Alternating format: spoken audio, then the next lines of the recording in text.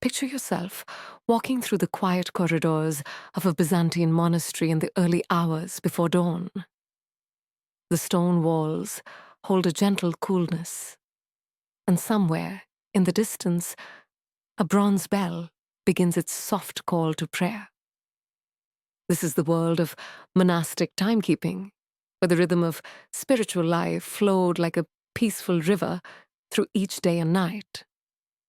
Byzantine monasteries developed one of history's most thoughtful approaches to marking sacred time.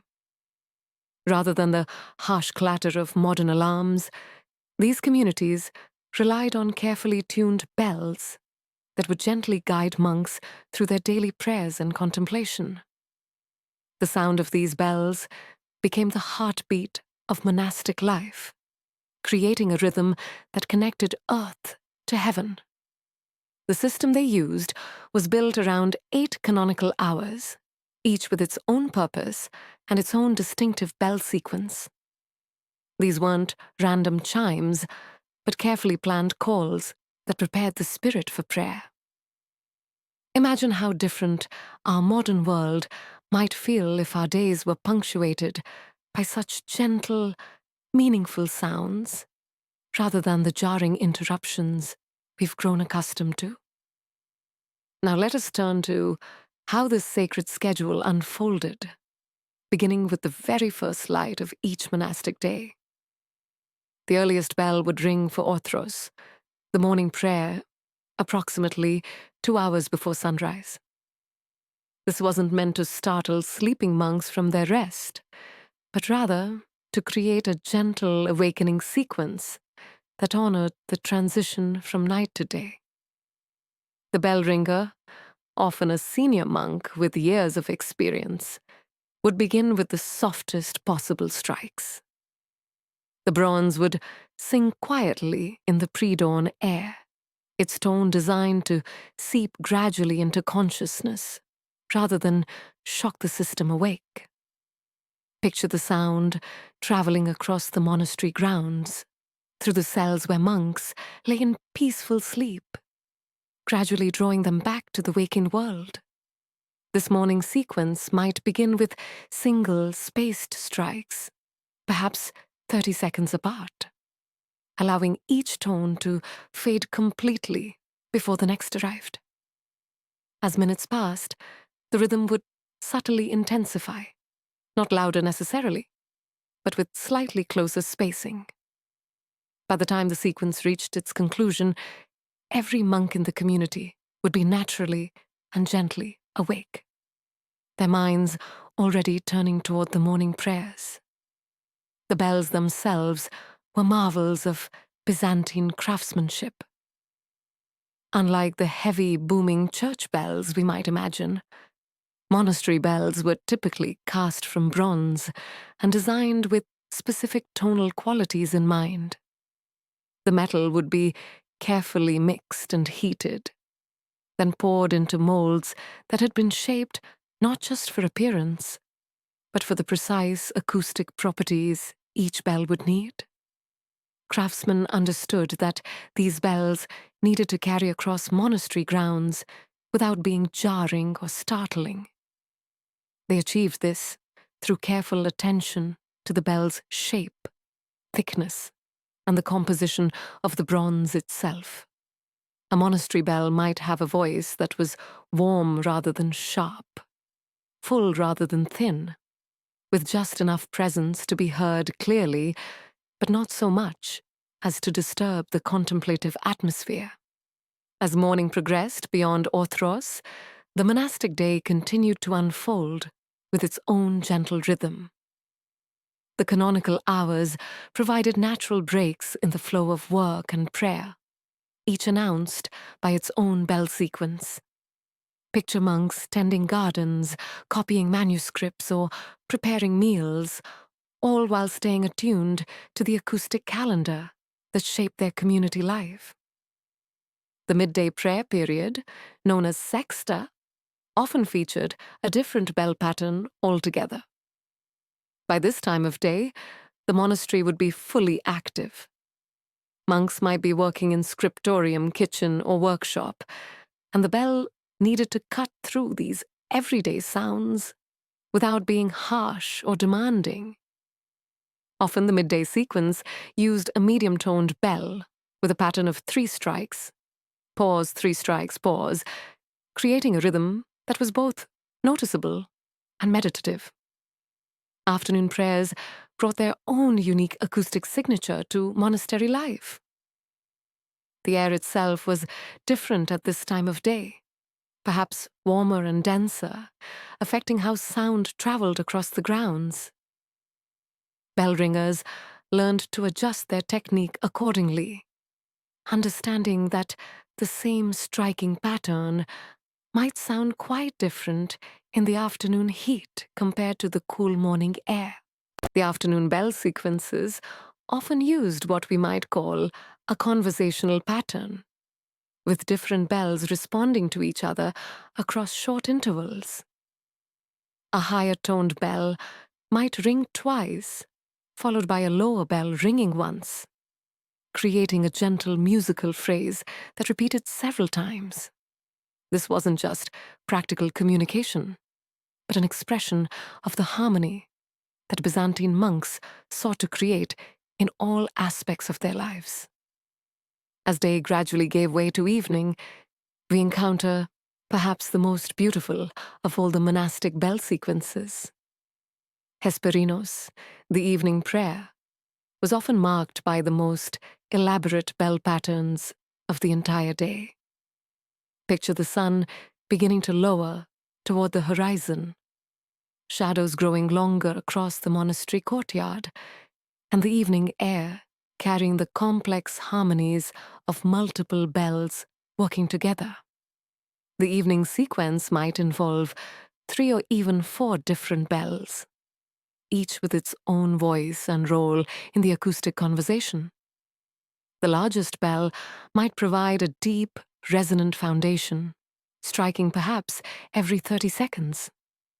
Over this base, smaller bells would weave intricate patterns, sometimes echoing each other, sometimes creating counter-rhythms that drew the ear and the spirit into a state of peaceful attention. These evening bell sequences could last 15 minutes or more, creating an extended period of transition from the activities of day to the contemplative quiet of night. Monks would hear these sounds and gradually shift their attention from whatever task they were completing to the inward focus that evening prayer required. But the monastic day didn't end with evening prayers. Throughout the night, the rhythm of sacred time continued, though in a much quieter key. Night vigils were an essential part of monastic life, with prayers occurring even in the deepest hours of darkness. However, these nighttime calls to prayer required a completely different approach to bell ringing. The midnight prayer, known as Mesonicticon, presented unique challenges for the monastery bell ringer. The sound needed to be clear enough to wake sleeping monks, but soft enough not to disturb the surrounding community or break the peaceful atmosphere that night provided. Picture how different sound becomes in the quiet hours after midnight, when even the smallest noise seems amplified by the surrounding silence. Byzantine monks solved this challenge through careful attention to both the bells they used and the technique for ringing them. Night bells were often the smallest in the monastery's collection, with voices that were clear but not penetrating. The striking technique might involve using softer mallets, or even striking the bell at a slightly different angle to create a more muffled tone. The pattern for night vigils was usually quite simple, perhaps single strikes spaced a full minute apart, repeated only a few times. This created just enough sound to accomplish its purpose without overwhelming the natural quiet of the night hours. Imagine how such gentle sounds might have blended with the other night sounds of the monastery. The distant murmur of prayer, the soft footsteps of monks moving through darkened corridors. As the seasons changed, so too did the monastery's relationship with time and sound. Winter brought shorter days and longer nights, which required adjustments to the bell schedules. Rather than rigidly adhering to clock time, which was less precise in the Byzantine era anyway, monasteries often adjusted their prayer schedules to maintain harmony with natural rhythms. During the shortest days of winter, some prayer periods might be consolidated, with bell sequences modified accordingly. A winter morning sequence might begin later and use slightly more assertive patterns to help monks overcome the natural tendency to remain in the warmth of their cells when darkness lingered well into what we would consider morning hours. Summer brought its own adjustments to monastic bell schedules. The long daylight hours meant that evening prayers might occur quite late by modern standards, while morning prayers could begin even earlier to take advantage of the cool pre-dawn hours. Picture how the acoustic landscape of the monastery would shift with these seasonal rhythms, the same bells creating different moods and effects as they rang through summer heat or winter cold. Spring and autumn were perhaps the most musically interesting seasons for monastery bells. The moderate temperatures and changing air density created optimal conditions for sound transmission, allowing bell ringers to experiment with more subtle patterns and complex harmonies. These might be the times of year when the most elaborate bell sequences would be attempted, taking advantage of perfect acoustic conditions to create truly transcendent soundscapes. The physical placement of bells within the monastery complex was itself a careful consideration. Most monasteries positioned their bell towers at the highest available point, not just for tradition or appearance, but to optimize sound distribution across the grounds. From these elevated positions, bell sounds could travel more effectively, reaching every corner of the monastic community, while also creating the proper sense of the call coming from above. Architects and bell hangers understood how sound moved through space, how it bounced off walls and was absorbed by different materials. A bell tower might be positioned to take advantage of natural acoustic amplification, perhaps near a courtyard that would help focus and distribute the sound, or away from workshops where the bells might compete with other noises. The bells themselves were mounted with careful attention to how they would interact acoustically. Multiple bells in the same tower needed to be spaced and oriented so their sounds would blend harmoniously rather than creating discord. This required understanding not just of individual bell voices, but of how those voices would combine in the specific acoustic environment of each monastery. Throughout this gentle exploration of Byzantine monastery bells, we can sense how different this approach to time was from our modern experience.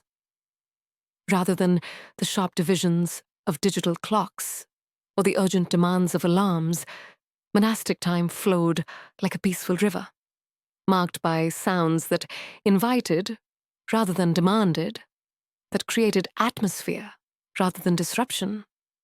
These bell schedules weren't just practical tools for organizing community life.